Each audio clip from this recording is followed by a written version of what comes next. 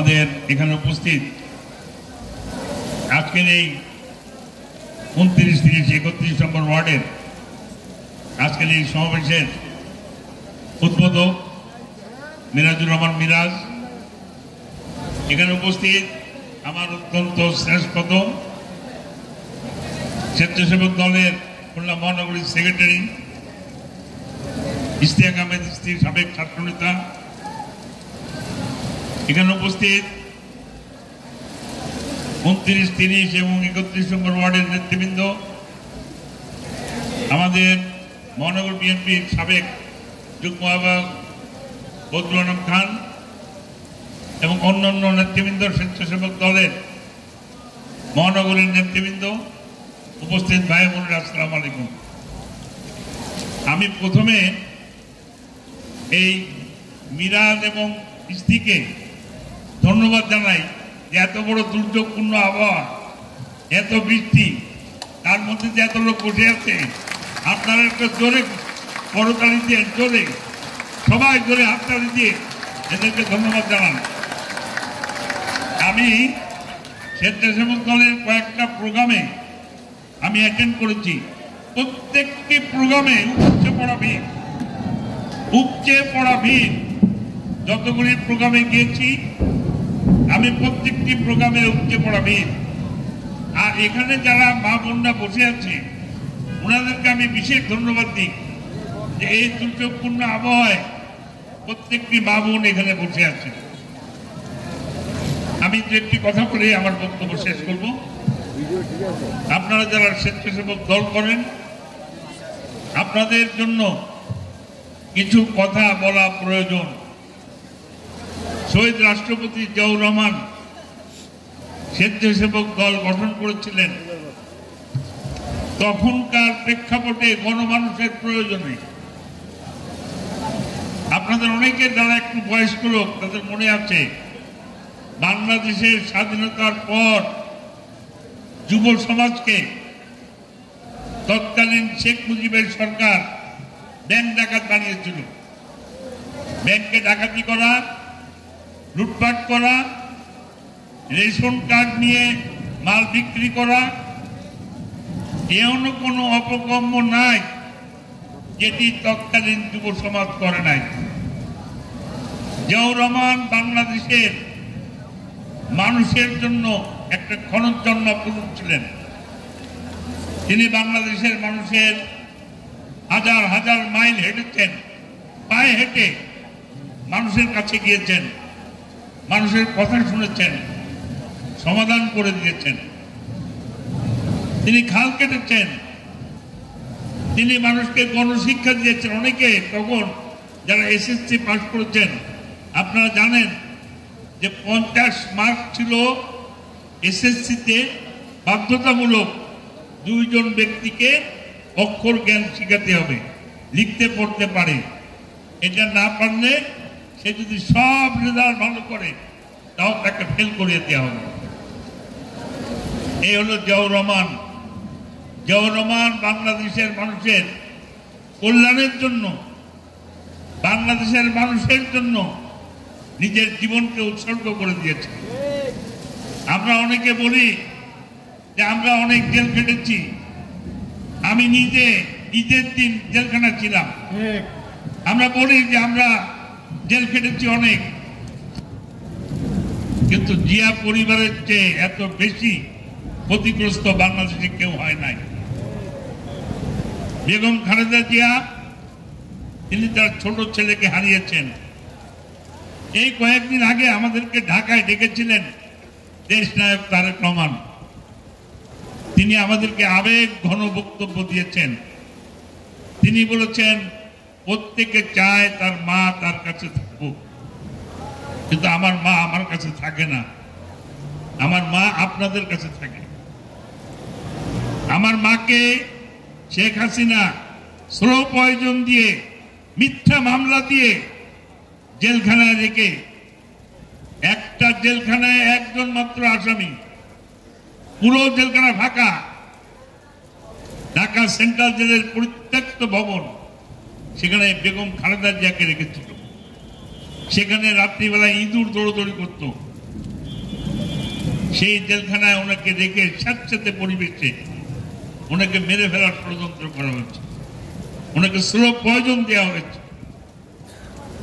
বাংলাদেশের একটা ছোট্ট শিশু, তাকে জিজ্ঞাসা করেন যে মাঝে মাঝে হাসিনা মিডিয়ায় বলতেন এতিমের টাকা চুরি করে খেয়েছে খালেদা জিয়া। একটা বাচ্চা ছেলেকে জিজ্ঞেস করেন যে খালেদা জিয়া কি 2 কোটি টাকা চুরি করেছে, সেও বলবে যে না। খালেদা জিয়া চাইলে অনেক আরামে থাকতে পারতেন, অনেক শান্তিতে থাকতে পারতেন, যদি কিনা তিনি চাইতেন বাংলাদেশের মানুষের স্বার্থ বিক্রি করে দিয়ে হাসিনার কাছে আত্মসমর্পণ করতেন, তিনি অনেক ভালো থাকতে পারতেন, শান্তিতে থাকতে পারতেন। তার ছোট ছেলেকে তিনি হারিয়েছেন। তারেক রহমান বলেছেন আমার ছোট ভাই মারা গিয়েছে, তার মুখ আমি দেখতে পারি নাই, আমার ছোট ভাইয়ের জানাজা আমি পড়তে পারি নাই। আমরা সেই দল করি। কোন নেতার দল করি? জিয়াউর রহমানের, যিনি স্বাধীনতার ঘোষণা দিয়েছিলেন।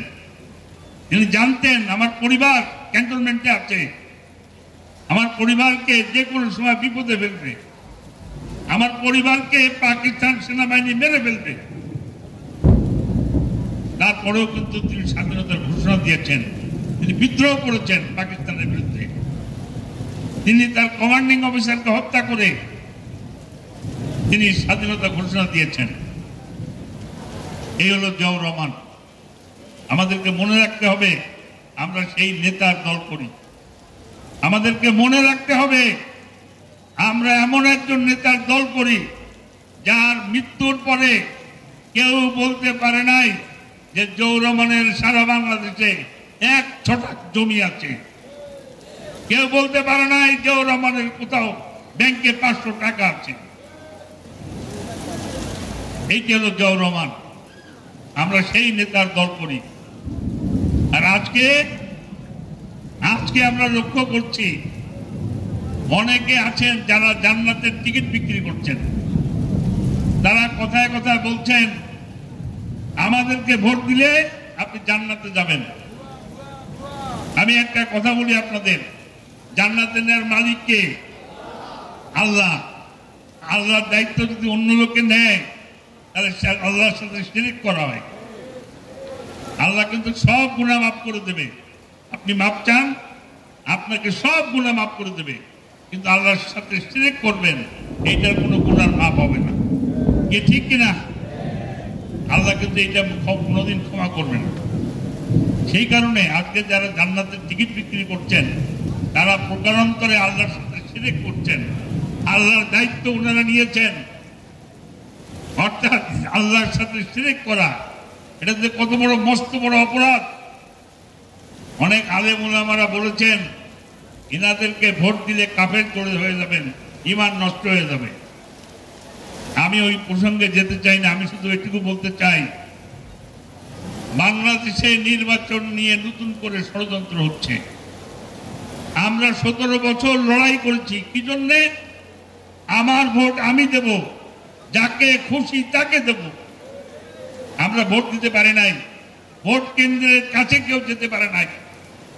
আগে দেখছে এই মিরাজ বিএনপিকে ভোট দেবে, ওর ভোট কেন্দ্রে যাওয়া নিষেধ।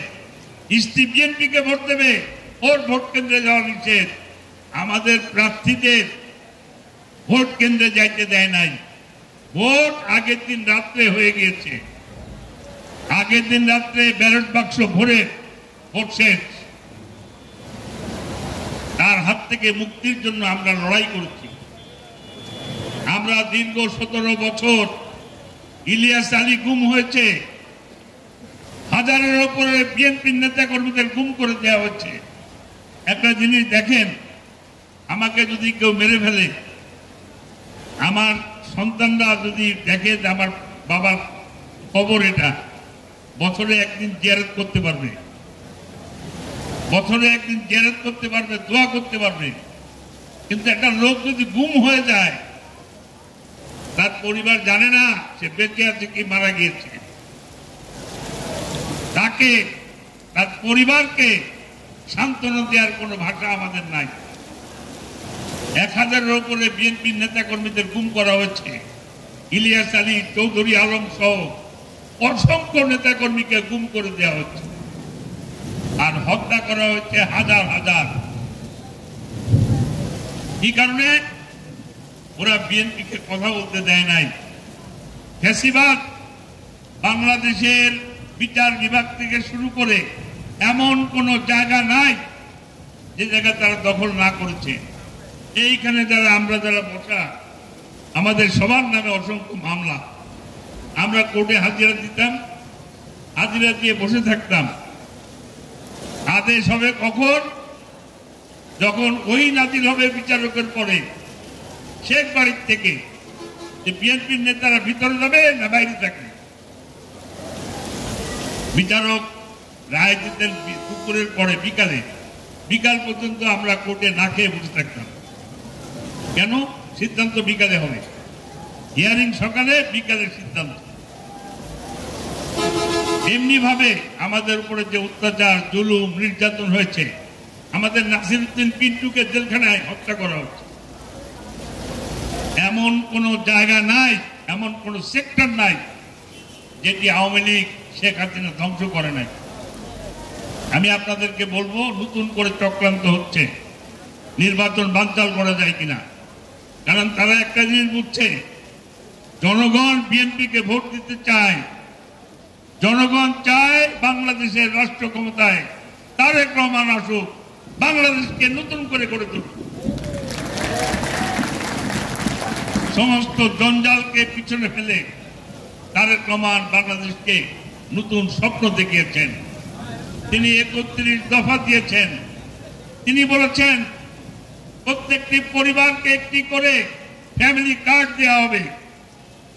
সেই ফ্যামিলি কার্ডটা নিয়ে তিনি যে কোনো দোকানে গেলে সেই দোকান থেকে অর্ধেক দামে তিনি মালামাল কিনতে পারবেন, বাকি অর্ধেক টাকা সরকার দেবেন। 60 টাকার চালের কেজি হলে তিনি 30 টাকা দরে কিনবেন, আর বাকি 30 টাকা সরকার ভর্তুকি দেবে। তিনি বলেছেন প্রত্যেকটি পরিবার একটি করে হেলথ কার্ড থাকবে, হেলথ কার্ড, স্বাস্থ্য কার্ড। এই কার্ডটি নিয়ে যে কোনো হাসপাতাল, সরকারি বেসরকারি, খুলনার সবচেয়ে বড় হাসপাতাল সিটি মেডিকেল, আপনি যেখানেই যান সেখানে আপনি ট্রিটমেন্ট করবেন, অপারেশন করবেন, ওষুধ নেবেন, সবকিছু ফ্রি, সরকার পয়সা দেবে। এটি তারেক রহমান সাহেব বলেছেন।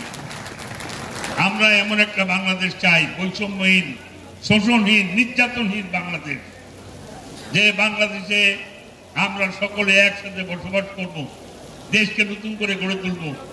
এই রূপসার শিল্প এলাকা এখন কোনো শিল্প নাই, সব শেষ করে দিয়েছে। রূপসার শিল্প এলাকায় যে ঐতিহ্য ছিল, সে ঐতিহ্য ধ্বংস করে দেওয়া হয়েছে।